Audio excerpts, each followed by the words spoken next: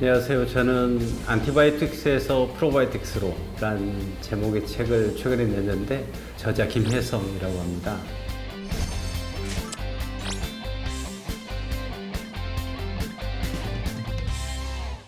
가끔씩 어떤 분들이 이제 치과의사 시면서 미생물 연구하는 게 흔치 않은 일이라고들 얘기를 하는데 사실은 깊이 들여다보면 치과의사가 가장 미생물과 밀접한 직업입니다.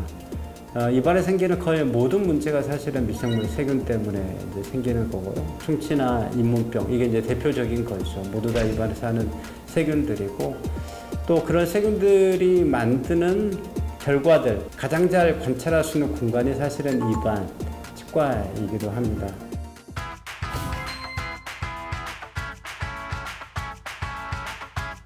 정말 좋은 약들이 많이 나와 있는데도 대표적으로 항생제 같은 거죠. 이래도 왜 그렇게 안 없어지고 점점 더 늘어만 갈까?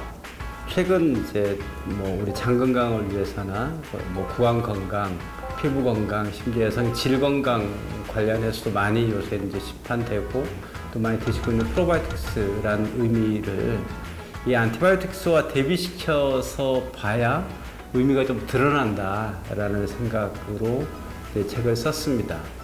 이 프로바이오틱스란 말을 이제 들여다보면 이 바이오틱스란 말에다가 이 프로란 말을 이제 붙인 건데 그걸 의미해 보면 우리 몸에 건강한 미생물을 먹어서 내 몸의 건강을 도모하겠다 이런 의미거든요.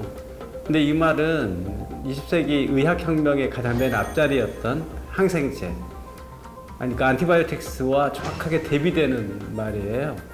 안티바이오틱스는 내 몸의 건강을 위협하는 세균들을 잡아서 내 몸의 건강을 유지하겠다 이런 개념이죠. 정확하게 반대입니다. 영어로 봐도 반대고 안티프로.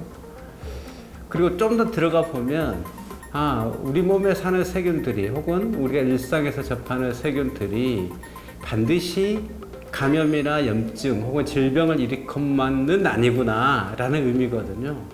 이것은 21세기 들어서 등장하는 아주 새로운 이 과학적 이 사실이고 개념이기도 합니다. 과거에는 뭐 제가 어렸을 때만 해도 저희도 조금만 아프면 그때는 이제 의약 불업이 없었으니까 약국에서 이제 항생제, 말하자면 안티바이오틱스를 쉽게 구했거든요. 그래서 저희 뭐 어머니도 조금만 어디 피부에 상처가 나면 다 마이신이라고 불렀죠. 당시에 의과학 전체로 봐도 사실 의사들이나 과학자들이 알았던 세균은 대부분 질병을 일으키는 세균에 국한됐습니다. 과거의 의사나 과학자들이 내 몸에 질병을 일으키는 세균만 알았던 이유는 뭐냐면 세균을 우리가 이제 정체를 밝히려면 그걸 동정이라고 하는데요. 그 동정을 하려면 배양이라는 걸 해서 키웠어야 돼요, 세균을. 현미경을 보고 분석해서 그 모양대로 분류를 해서 이렇게 생겼으니까 이놈은 이름을 이렇게 붙이자. 다시 말씀드리면 과거에 20세기 동안 안티바이오틱스 시대에 의과학자들이 알았던 거의 모든 지식은 배양에 의해서만 알았던 거예요. 그런데 21세기에는 그렇게 하지 않거든요, 분석을. 이 유전자 분석을 통해서 하는 거예요. 유전자 분석. 기술적 발전이 있었던 거죠. 과거에는 몰랐던 어마어마한 세균들이 건강한 사람의 폐에도 심지어 뇌나 혈관, 산모의 태반 이런 데도 막 세균 유전자가 발견이 되는 거예요. 그리고 그 중에 일부가 우리 몸에 유익한 세균들이 있는 거구나 혹은 반드시 필요한 세균들이 있는 거구나 그런 걸 더 알게 된 거죠. 그리고 그것을 역사를 연원을 따져보니까 사실은 인간들이 오랫동안 먹어왔던 거예요. 지금 우리 프로바이오틱스라고 시판되는 것들은 다 유럽에서 특히 낙농하는 유럽에서 유산균이라고 먹어왔던 것들을 동결 건조해서 만든 거거든요. 20세기 전에 19세기까지는 사실은 냉장고의 발견 이전까지는 그런 발효 음식이 사실은 인간 음식의 주류를 이뤘죠. 냉장고가 없었으니까.